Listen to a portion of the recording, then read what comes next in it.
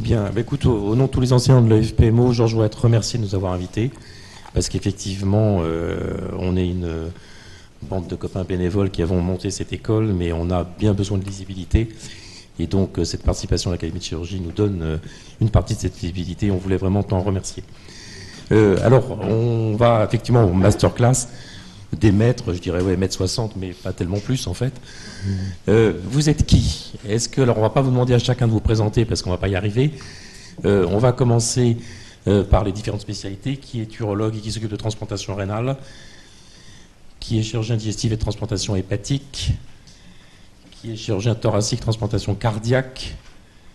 Transplantation pulmonaire? Sacha, ça y est, vous êtes minoritaire. Hein. Au point de vue région, j'imagine vous êtes panaché de toute la France. Oui. Et au point de vue niveau, qui est en première partie d'internat? Ah oui. Qui est en seconde partie d'internat? Qui est déjà chef? PH? PUPH? Ok. Donc, toute cette initiative... Je vais peut-être baisser ça. Ah oui, Pascal me demandait de vous dire que les séances sont filmées et que ce sera mis en ligne ce soir. Donc vous pourrez retrouver les différents enseignements ce soir. Alors, pourquoi est-on là aujourd'hui? Pourquoi a-t-on voulu créer une école francophone de prélèvement d'organes et de tissus? Eh bien, il faut commencer par se souvenir de ce jour terrible du 19 octobre 2006, où Pierre-Olivier Desnuet, qui est sur la droite de l'écran, et Benjamin Ramu, qui est sur la gauche, ont perdu la vie au décalage. Ils partaient de Besançon pour aller prélever un foie à Amiens. Et leur avion n'a pas passé la cime des arbres. Donc les 4 occupants de l'avion, nos 2 collègues et puis pilote et copilote, sont décédés au moment de cet accident. Pierre-Olivier, il était en 3e année. Il allait s'installer 15 jours plus tard en chirurgie digestive. 3 enfants, femme artiste peintre. Et Benjamin était interne de 1er semestre. Donc ça a vraiment secoué très fort le monde de la transplantation. Moi, à l'époque, j'étais secrétaire de la SFT. On était à Beaune pour les journées scientifiques de la société. Avec le président, on a quitté les journées. On était à Besançon immédiatement. Et on a fait 2 constats amers et vraiment difficiles. C'est que, d'abord, il n'y avait pas d'assurance spécifique pour les personnels médicaux transportés. Et deuxièmement, on s'est demandé, mais est-ce qu'il faut vraiment continuer à être organisé comme ça en France? Alors, quand vous regardez la littérature internationale, cet accident, malheureusement, n'est pas isolé. Et rien qu'en faisant ce qui est rapporté, donc il y a tout ce qui n'est pas rapporté, j'ai quand même trouvé 27 accidents mortels en 20 ans. Alors, le premier combat qu'on a mené, ça a été les assurances. Ça a été 2 ans de négociation avec le ministère, ça n'a pas été simple. Et ça a pu se faire parce qu'on a travaillé main dans la main. Donc quand les docteurs cessent de se quereller et essayent de travailler en transversal, ça va pas mal. Et donc c'est la Société francophone de transplantation qui a un peu mené la danse, mais avec l'Agence de biomédecine, la CHBT, donc l'Association de chirurgie hépatobiliaire et transplantation, l'AFU, sont les urologues, et la SFCTCV, qui sont les chirurgiens thoraciques. Et donc on a pu arriver à un contrat de groupe signé entre la Fédération hospitalière de France et la CHAM, à l'époque, en janvier 2009. Et on s'est heurté après à une certaine passivité de la part des collègues qui, alors que ce contrat de groupe était là, finalement ne s'en occupaient pas, et on n'avait pas moyen d'obliger les directeurs d'hôpitaux à le faire. Si bien qu'en 2010, 25% des hôpitaux avaient souscrit. Heureusement, il y a eu un comité de suivi à la FHF et on n'a pas lâché le morceau. Donc il y a eu un renouvellement de l'appel d'offres en 2013, la CHAM a été reconduite. En avril 2011, on continue à suivre le dossier, on est monté à 87 établissements, mais vous voyez qu'on est très en deçà de ce qu'on attendait. Ça a été renégocié en 2013 et on a maintenant un nouvel assureur qui est Sarr et Moselle, avec une cotisation, vous voyez, qui est vraiment pas élevée, qui n'est pas payée par vous, mais par vos directions, et avec un montant de garantie qui est le suivant, 200 000 € en cas de décès accidentel ou d'incapacité, et puis une rente éducation. On voulait bien sûr, avec ce qu'avait vécu la famille de Pierre-Olivier, on voulait absolument qu'il y ait une rente éducation, et donc qui a été augmentée. Ce contrat n'est pas nominatif, c'est vos directions des hôpitaux qui le passent.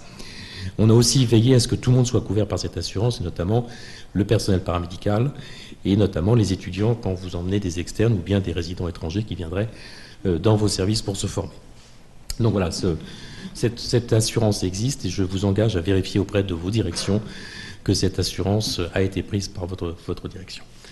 Ça a été le premier combat. Le deuxième combat, ça a été de se mettre autour d'une table et de commencer à réfléchir à comment est-ce qu'on pourrait s'organiser.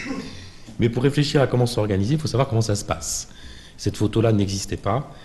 Et je me suis lancé dans un master de management médical avec Subdeco. Et je me suis dit que c'était l'occasion de faire une photo. Et donc j'ai travaillé sur ce sujet-là en essayant de voir comment est-ce qu'on pouvait s'organiser. Donc vous savez qu'actuellement, pour des raisons historiques, chaque équipe se déplace. Et ces raisons n'ont jamais été remises en question. Quand j'ai commencé, il y a 30 ans maintenant, et encore avant. Alors, pourquoi est-on là aujourd'hui? Pourquoi a-t-on voulu créer une école francophone de prélèvement d'organes et de tissus? Eh bien, il faut commencer par se souvenir de ce jour terrible du 19 octobre 2006, où Pierre-Olivier Desnuet, qui est sur la droite de l'écran, et Benjamin Ramu, qui est sur la gauche, ont perdu la vie au décalage. Ils partaient de Besançon pour aller prélever un foie à Amiens. Et leur avion n'a pas passé la cime des arbres. Donc les 4 occupants de l'avion, nos 2 collègues et puis pilote et copilote, sont décédés au moment de cet accident. Pierre-Olivier, il était en 3e année, il allait s'installer 15 jours plus tard en chirurgie digestive. 3 enfants, femme artiste peintre. Et Benjamin était interne de 1er semestre. Donc ça a vraiment secoué très fort le monde de la transplantation. Moi, à l'époque, j'étais secrétaire de la SFT. On était à Beaune pour les journées scientifiques de la société. Avec le président, on a quitté les journées. On était à Besançon immédiatement. Et on a fait 2 constats amers et vraiment difficiles. C'est que, d'abord, il n'y avait pas d'assurance spécifique pour les personnels médicaux transportés. Et deuxièmement, on s'est demandé, mais est-ce qu'il faut vraiment continuer à être organisé comme ça en France? Alors, quand vous regardez la littérature internationale, cet accident, malheureusement, n'est pas isolé.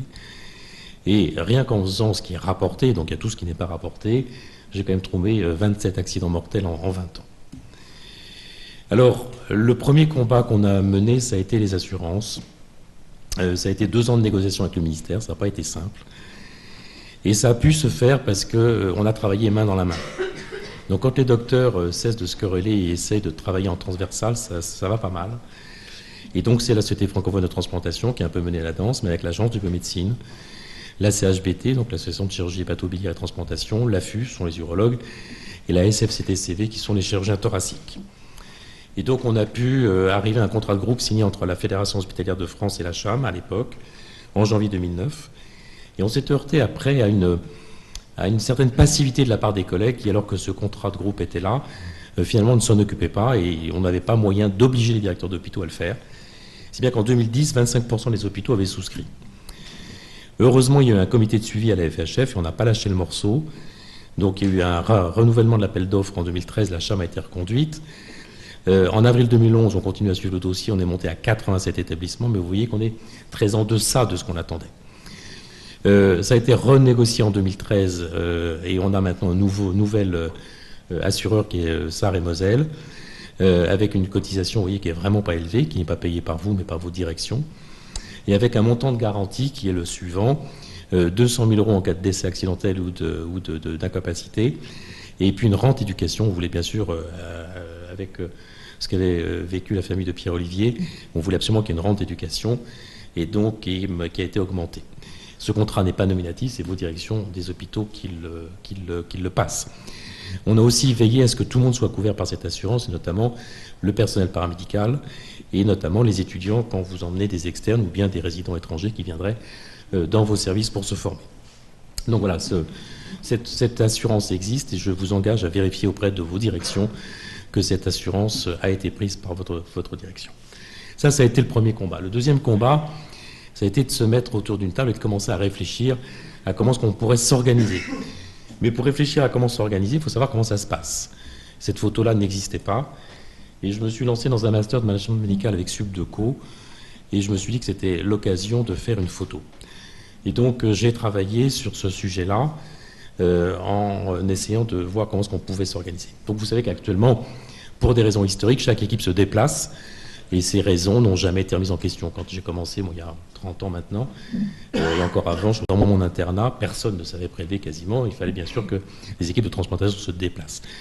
La seule exception, c'est quand même le rein. On n'a pas un chirurgien de droite et un chirurgien de gauche pour prélever le rein. Heureusement, c'est quand même un seul urologue qui fait les deux. Pour les autres organes, ceux qui sont dans l'Ouest savent qu'il y a quelques exceptions, quelques initiatives locales qui ne sont pas toujours inscrites dans la durée. Et donc, L'autre difficulté, c'est un problème d'attractivité pour les jeunes. Alors le fait que vous soyez là est assez réconfortant, mais on a quand même un petit problème avec le prélèvement d'organes, c'est que c'est une activité qui est assez pénible. D'ailleurs, les Anglais parlent de donor duties, ce qui veut tout dire. 80% du temps, c'est la nuit. C'est une activité qui est stressante. Alors on pourrait vous envoyer en disant « vas-y, mort avant d'être mordu », ce qui souvent se fait, mais ce qui est vraiment une très très mauvaise philosophie. Les déplacements se font parfois dans des conditions dangereuses. Alors là, il y a eu malheureusement l'accident de Besançon. Mais quand on regarde tout ce qui a été rapporté, il y a déjà pas mal de choses. Il y a des têtes à queue, des choses comme ça. Enfin, il y a vraiment de tout. Vous devez collaborer avec des partenaires inconnus, et ça, c'est stressant. Il y a une charge émotionnelle de l'intervention. Bon, on a beau dire, on peut se blinder. On est quand même quelqu'un qui est décédé et qui donne ses organes, ce qui est loin d'être anodin. Il y a une image négative de l'acte. Je pense que vous êtes traité de dépeceur, de charcutier, de tout ça. On y est tous passés. C'est une activité qui n'est pas valorisée. Regardez les services de transplantation, si vous regardez le Nouvel Obs, l'Express, tout ça, c'est toujours sur la transplantation. C'est bien sûr jamais sur le prélèvement. C'est ce qu'on met sous le tapis qu'on ne veut pas voir. Et puis la rémunération, je n'en parle pas, elle est absolument déplorable. Et c'est un des combats. Quand on pense que ça peut aller de 0, il y a encore des gens qui partent en bénévole, jusqu'à 2 gardes dans ce pays, qui est, je crois, une république, on a un petit problème. Alors j'ai pris les données de la base de Crystal sur 2011, donc 807 000 données. Ça concerne 1619 donneurs, quasiment 5000 organes prélevés, et c'est 26 815 propositions aux équipes. Je vous mets suivre pour que vous compreniez un petit peu la complexité de l'organisation et le nombre de travail et d'équipes qui travaillent derrière les prélèvements et qui travaillent derrière vous. Alors, j'ai donc fait d'abord une photo de ce qui se passait et après appliqué 3 hypothèses de mutualisation. La première, je l'ai appelée mutualisation par organe, où les équipes de transplantation d'un même organe se font confiance.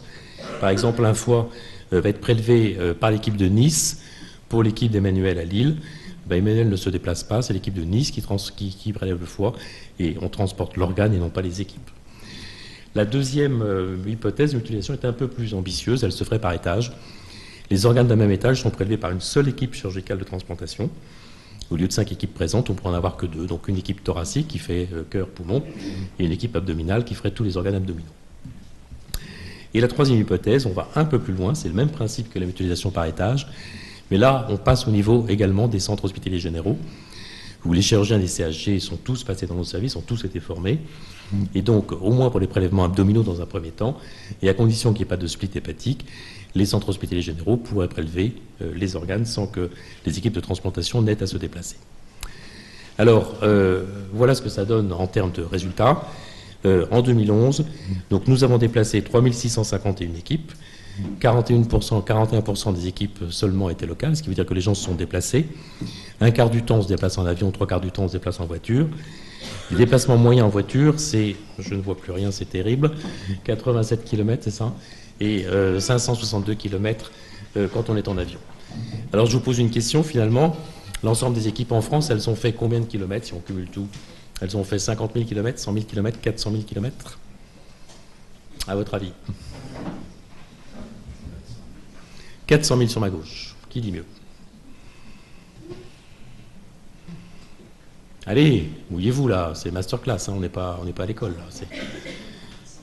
Combien? 100 000?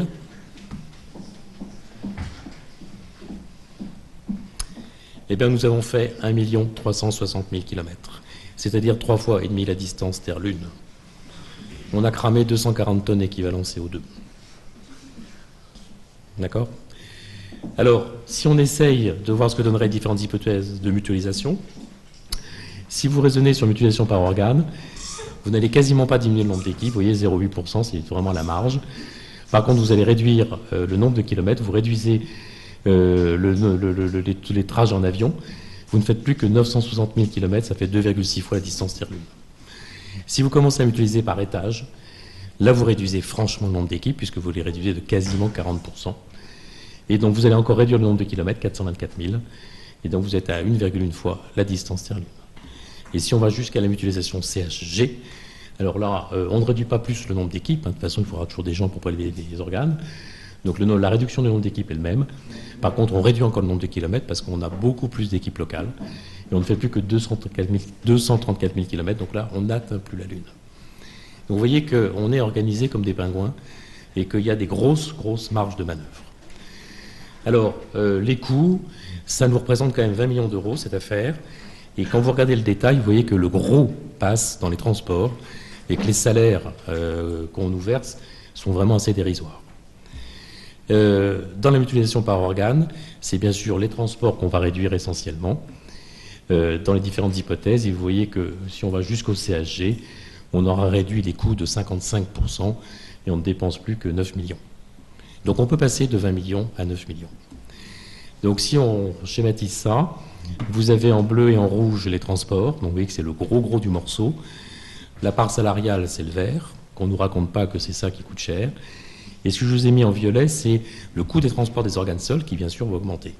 Mais globalement, même si on augmente le coût des organes transportés de manière isolée, bien sûr, la réduction des transports des équipes est telle qu'on est largement gagnant. Donc vous voyez qu'on a vraiment intérêt à réfléchir à cette mutualisation. Alors, pourquoi il faut réfléchir? D'abord, il y a un avantage économique de 10 ou 11 millions d'euros. Moins on se déplacera, moins on aura le risque d'accident. L'organisation des PMO sera grandement facilitée. Quand vous n'avez que 2 équipes à coordonner, c'est quand même beaucoup plus facile que quand vous en avez 5 ou 6. On va limiter les conséquences de l'activité de transplantation sur les autres activités du service, parce que les gens, finalement, qui seraient de garde, seraient beaucoup moins souvent de garde, avec une probabilité d'y aller beaucoup plus importante, plutôt que d'être tous dans notre coin d'astreinte au cas où. On ne peut pas se permettre, au cas où, de ne rien avoir le lendemain. Et si on a passé la nuit à travailler, le lendemain, on est juste détruit. Possibilité d'application du repos de sécurité dans des conditions bien supérieures, et un jour, on va vraiment être coincé avec ça. L'absence d'attractivité pour le système actuel. Je pense que quand on montre aux tutelles qu'on est capable d'économiser 11 millions d'euros, qu'on ne nous raconte pas qu'il n'est pas possible de payer les jeunes au niveau de leur talent, moi je continue à dire que c'est possible. Bien sûr, on peut, avec un tel système, envisager beaucoup plus sereinement la mise en place des méthodes modernes de préservation d'organes dont on vous parlera tout à l'heure. Il y a bien sûr un intérêt majeur pédagogique du prélèvement d'organes, car ça va être un des derniers lieux où on va apprendre la chirurgie à ciel ouvert et avoir une leçon d'anatomie à chaque fois qu'on fait un prélèvement complet. Et enfin, il y a une demande des tutelles. Donc soit on se laisse remorquer et c'est eux qui mènent la danse, soit nous on est force de construction positive et on pourra orienter le système comme on le pense beaucoup plus facilement. Les arguments contre, ils existent aussi, bien sûr, le conservatisme, il est toujours là. Il y a une vraie crainte, elle est fondée cette crainte, que la dissociation entre le prélèvement et la transplantation n'entraîne des problèmes. Et c'est bien pour ça qu'il faut traiter cette crainte, et cette crainte, ça passe par la formation, et c'est pour ça que vous êtes là. Aujourd'hui, on n'a pas de formation nationale reconnue validante des chirurgiens. Il n'y a pas de système de contrôle de qualité des organes. T'as coupé une artère, c'est pas grave, mon vieux va te reposer. Et puis si on engueule le type, il dit bah, écoute, t'es gentil, mais le prélèvement d'organes, moi je suis pas transplanteur, je m'en occupe plus, terminé. Donc il y a vraiment un problème là qui est encore évident. Et puis l'absence de dialogue entre les différents acteurs. Jusqu'à présent, on est tous épaule contre épaule sur un prélèvement, mais aucune des sociétés savantes représentant les différents chirurgiens ne sait parler et n'a essayé de se coordonner ses efforts. Ensuite, il y a des craintes de répercussions possibles sur les règles d'attribution des organes.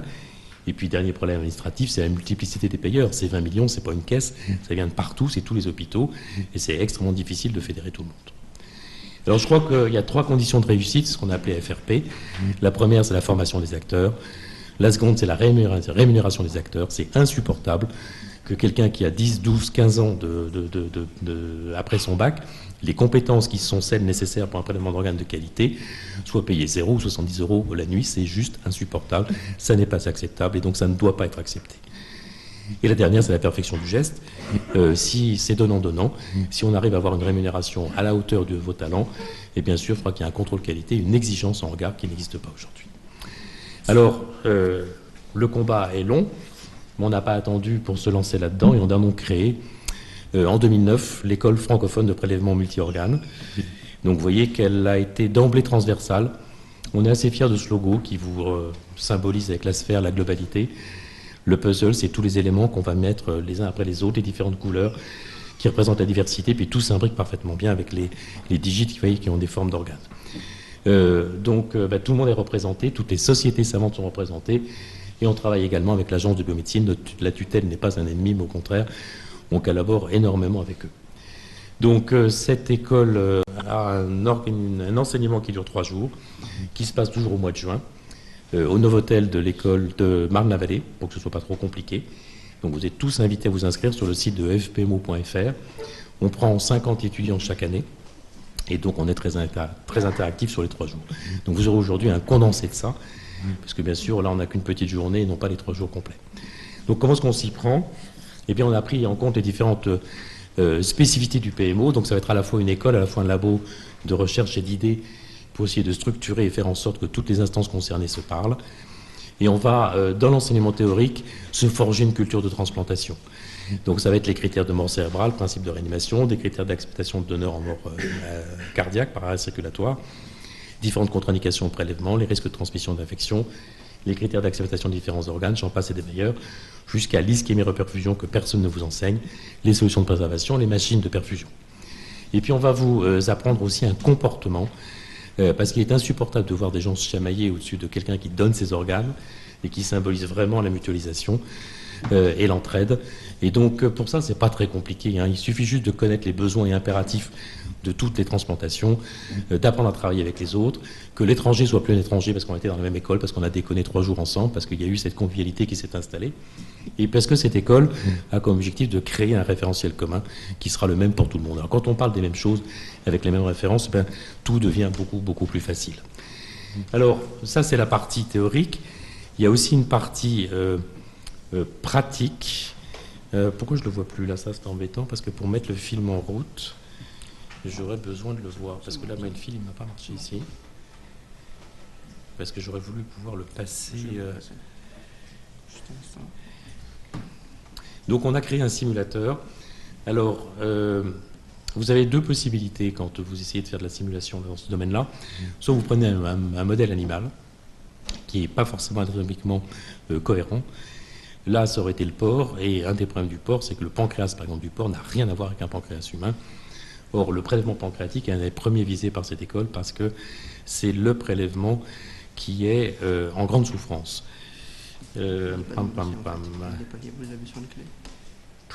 Bon, mais je vous le remontrerai un peu plus tard dans la journée, parce que sinon on va perdre du temps. Le principe, c'est que dans un labo de simulation, on est capable maintenant, sur un modèle qu'on a breveté, de prendre un corps humain donné à la science, qui est congelé. Donc ça nous permet de préparer les séances sans aucun problème. On va décongeler ce corps, on va remettre en route une circulation. Et on arrive à un réalisme qui est de l'ordre de 80%. Donc on a fait une première séance avec des élèves de l'école en juin dernier, et l'avis était unanime. Donc c'est un modèle qui maintenant tourne bien. Le seul problème, c'est son financement. Et donc pour le moment, il ne peut pas tourner au quotidien, annuellement, par faute de financement. Mais c'est bien sûr l'objectif de 2016 d'arriver à mettre en place cet enseignement. Donc ce sera bien sûr un support important de la validation par l'école. Donc les objectifs 2016 maintenant, ça va être la mise au point d'une validation universitaire officielle, la construction du site internet, la réalisation d'un outil informatique qui va être en fait un prélèvement filmé, et au moment de chaque phase critique, on passe en image 3D pour que ce soit interactif et que vous puissiez interagir avec le système. Et c'est bien sûr la pérennisation du financement, parce que quand on fait la somme de tout ce dont on a besoin, si on veut faire tourner cette école de manière un peu pérenne, c'est à peu près 150 000 euros par an dont on a besoin, ce qui bien sûr ne se trouve pas sous les sabots d'un cheval. Donc voilà la dynamique, et voilà pourquoi vous êtes là aujourd'hui. Donc on va attaquer maintenant cette masterclass, sauf si vous avez des questions et des remarques à faire là-dessus. Est-ce que vous aviez entendu parler un peu de toutes ces problématiques? Comment vous réagissez à ça? On aurait dû refaire le café intraveineux dès le départ, là, parce que j'y trouve un petit peu... Allez, debout. Réaction. Vous connaissiez ces chiffres? Non. Ils vous assomment, ils vous surprennent Non? Vous êtes prêt à mutualiser? Vous seriez prêt à partir dans une équipe régionale pour prélever tous les organes abdominaux, tous les organes thoraciques en fonction de votre niveau? Oui. Il y a de tout. Il y a de tout, et l'organisation à laquelle on réfléchit est proche de celle de l'Angleterre, où ils ont fait des équipes justement comme ça, supra-diaphragmatiques et sous-diaphragmatiques à l'échelon régional. Donc il y a de tout. Alors il y a après des rémunérations aussi, il y a de tout. Et il y a notamment en Espagne où ils sont assez bien rémunérés, qui est un des moteurs qui explique qu'ils aient autant de prélèvements. C'est pas le seul, mais c'en est un. D'autres réactions? Oui.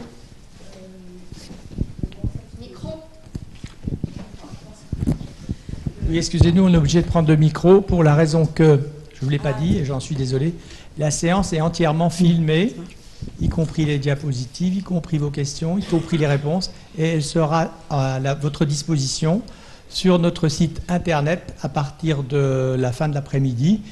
C'est donc pas utile de prendre des notes puisque ça sera intégralement retransmis en direct l'ensemble de la journée. Oui, j'avais donc une question. Comment est-ce que vous réfléchissez après sur la répartition des organes prélevés? Parce que je pense qu'une équipe qui prélève, c'est facile, mais après, renvoyer dans les centres en temps voulu, surtout pour le greffon cardiaque, comment est-ce que ça va être mis en place? Est-ce que là, il n'y aura pas un problème justement de renvoi de l'organe à temps? Donc tu parles de l'acheminement des organes et non pas de la répartition. Hein. Oui, pardon. Alors l'acheminement des organes, oui, c'est organisé, et donc on a fait une plateforme. L'ABM a été capable de mettre en place une plateforme entre les avionneurs. Donc il y a deux équipes, deux compagnies qui sont prêtes maintenant à bouger les organes en temps utile, c'est-à-dire notamment avec des avions à réaction si c'est un cœur et qui doit être très rapidement transporté. Donc il n'y aura aucun délai, et on est techniquement capable de ne mettre aucun délai dans le transport des organes seuls. Maintenant, si c'est pour les systèmes d'attribution des organes, indépendant du transport, ça dépend de l'agence de médecine, c'est discuté dans les différents groupes. Mais vous savez qu'il y a une espèce de pression de l'ensemble de la société pour qu'on abandonne tout ce qui est local et qu'on aille sur la philosophie de l'organe au meilleur receveur, où qu'il soit, dans la mesure où c'est techniquement possible. Donc je pense que cette évolution est inéluctable et qu'il va falloir faire en sorte que la disparition de l'organe local, qui pouvait être un moteur majeur du prélèvement, soit remplacée par une autre motivation. Et l'autre motivation, c'est la professionnalisation, c'est-à-dire que le prélèvement soit valorisé, qu'il le soit scientifiquement, intellectuellement et financièrement. Ce qu'ils ont compris, mais maintenant il faut le mettre en musique, et ça, c'est pas simple. Quel est votre horizon pour réaliser cette mutualisation ? On est bientôt à 10 ans de l'accident. Il faut, je ne sais pas répondre à cette question, il faut simplement être pitbull. On a mordu dedans, on ne lâchera plus. Et donc, après nous, on va vieillir, hein, donc il faudra que vous preniez le relais. Je compte beaucoup sur les jeunes, et donc dans les discussions au ministère, donc ce travail a donné un groupe de travail à la DGOS. Donc ça fait 2 ans qu'on travaille, 1 an et demi qu'on travaille. J'ai tenu, et ils ont complètement accepté, à ce que les représentants des jeunes soient là. C'est-à-dire, il y a la CHBT Junior, il y a la FUF, il y a la SFCT-CV Junior, donc tous les jeunes sont là, et il ne faudra pas lâcher ce morceau. Donc je ne sais pas quand, je sais qu'on ne change pas 60 ans de mauvaises pratiques comme ça du jour au lendemain. Donc c'est un projet ambitieux, il y a une révolution culturelle. Je crois qu'on peut dire qu'on a à peu près 70% des gens qui sont derrière, mais on a encore 30% des gens qui ne veulent pas de ce système parmi nous. Hein. Donc voilà, c'est le problème de l'accompagnement d'un changement majeur. Et je pense que vous avez tous votre rôle à jouer, qui est de créer ce consensus. Et j'ai discuté l'autre jour au ministère, et la question qui me dit, mais est-ce que vous êtes sûr que les troupes suivent derrière? Parce qu'ils sont paralysés par ça. Et donc là, vous avez tous un rôle à jouer, qui est de créer ce consensus autour de vous. Mais je ne peux pas donner de date, il faut tenir, on finira par y arriver, parce que c'est intelligent ce système. Tout le monde est prétentieux, mais je pense que c'est intelligent. Oui.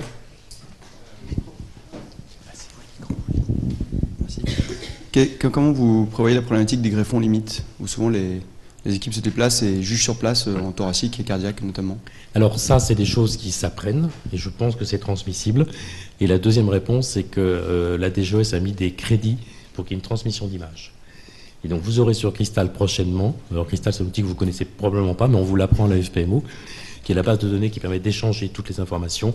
On va avoir une transmission d'images qui va permettre de répondre partiellement à cette question.